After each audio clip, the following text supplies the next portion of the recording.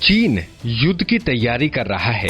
राष्ट्रपति Xi Jinping ने अपनी सेना को कह दिया है कि वो युद्ध की तैयारी करें। चीन लद्दाख में सेना को तैनात कर रहा है। चीन को लगता है कि वो भारत को 1962 की तरह हरा देगा, लेकिन शायद चीन 1967 को भूल गया है। साल 1967 जब भारत ने चीन का नशा उतार दिया था। हमारी आज की इस वीडियो में हम आपको बताते हैं कि आखिर क्या हुआ था 1967 में जिसे चीन को नहीं भूलना चाहिए। लद्दाख में भारत और चीन के बीच गतिरोध कम होने का नाम नहीं ले रहा। चीन लद्दाख में दुस्साहस की ताक में है। चीन के राष्ट्रपति शी जिनपिंग ने अपनी सेना को युद्ध की तैयारी करने का फरमान सुना दिया है, लेकिन इन सबके बीच अचानक से हर तरफ 1967 का जिक्र होना शुरू हो गया है। आखिर क्या हुआ था भारत और चीन के बीच 1967 में, आइए जान लेते हैं। 1962 की लड़ाई के बाद भारत और चीन ने एक दूसरे के यहां से अपने राजदूतों को वापस बुला लिया था, लेकिन कूटनैतिक संबंध पूरी तरीके से नहीं टूटे थे। दोनों देशों की राजधानियों में एक छोटा सा मिशन काम कर रहा था। फिर आया 1967। भारत और चीन के बीच युद्ध को 5 साल बीत चुके थे। चीन के मन में अभी भी मक्कारी थी। अचानक चीन ने भारतीय मिशन के 2 कर्मचारियों पर जासूसी का आरोप लगाया और दोनों कर्मचारियों को निष्कासित कर दिया गया। उसके बाद चीन की पुलिस और सेना ने भारतीय मिशन को घेर लिया। भारत ने भी जवाबी कार्रवाई की और दिल्ली में स्थित चीन के मिशन को घेर लिया। अगस्त में दोनों देशों ने दूतावासों की घेराबंदी तोड़ने का फैसला किया। उन्हीं दिनों चीन की तरफ से शिकायत की गई कि भारतीय सैनिक उनकी भेड़ों के झुंड को भारत में हाँक कर ले गए हैं। बात उन दिनों की है जब सिक्किम पूर्ण रूप से भारत का हिस्सा नहीं था।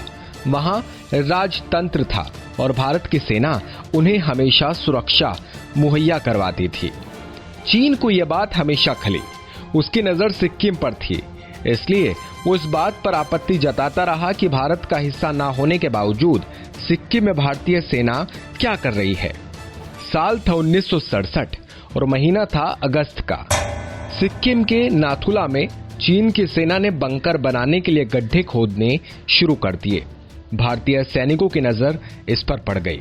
उन्होंने देखा कि कई गड्ढे सिक्किम में खोदे जा रहे हैं। उन्होंने आपत्ति जताई और चीनी लोकल कमांडर से अपने सैनिकों को पीछे ले जाने की बात कह दी, लेकिन चीनी कमांडर तो 1962 की जीत के नशे में था। वो नहीं माना। उनके सामने भारतीय सैनिक भी इस बार अड़ गए। हालात ठीक वैसे ही हो गए जैसे इस वक्त लद्दाख में और 2 साल पहले डोकलाम में थे। दोनों देशों की सेनाएं आमने सामने करीब 2 महीनों तक खड़ी रही। इस दौरान नाथुला में दोनों सेनाओं का दिन सीमा पर गश्त के साथ शुरू होता और शाम होते होते दोनों देशों के सैनिकों के बीच तू मैं होने लगती। थोड़े दिनों बाद भारतीय और चीनी सैनिकों के बीच हो रही कहासुनी धक्का मुक्की में बदल गई। 6 सितंबर 1967 को भारतीय सैनिकों ने चीन के राजनीतिक कमिश्नर को धक्का देकर गिरा दिया, जिससे उनका चश्मा टूट गया। इलाके में तनाव कम करने के लिए भारतीय सैनिक अधिकारियों ने तय किया कि अब नाथुला से सेबुला तक तार की एक बाड़ लगाएंगे। 11 सितंबर 1967 की सुबह जवानों ने बाड़ लगानी शुरू की। जैसे ही काम शुरू हुआ, चीन के राजनीतिक कमिश्नर अपने कुछ सैनिकों के साथ उस जगह पर पहुंच गए और भारतीय सैनिकों को कहा कि वो तार लगाना बंद कर दें, लेकिन भारतीय सैनिकों ने उनकी बात नहीं मानी। तभी अचानक चीनियों ने मशीन गन से फायरिंग शुरू कर दी। इसके बाद तो लड़ाई शुरू हो गई, जो 3 दिन तक चली। जब युद्ध खत्म हुआ तो चीन के 400 सैनिक मारे गए और 450 सैनिक घायल हो गए। भारतीय सैनिकों ने नाथुला में चीनी सेना के कई बंकर तबाह कर दिए। चीनी सैनिकों को सिक्किम से पीछे हटने पर मजबूर होना पड़ा।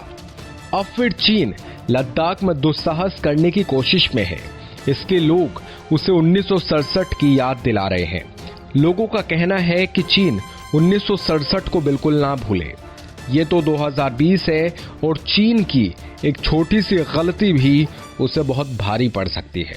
बाकी दोस्तों, आपका क्या सोचना है? चीन और भारत में मजबूत कौन है और दोनों देशों के बीच में युद्ध होना चाहिए कि नहीं होना चाहिए? कमेंट सेक्शन में प्लीज हमें जरूर बताइएगा। अगर वीडियो फेसबुक पर देख रहे हैं तो पेज को लाइक कर लीजिए, यूट्यूब पर देख रहे हैं तो चैनल को सब्सक्राइब कर लीजिए।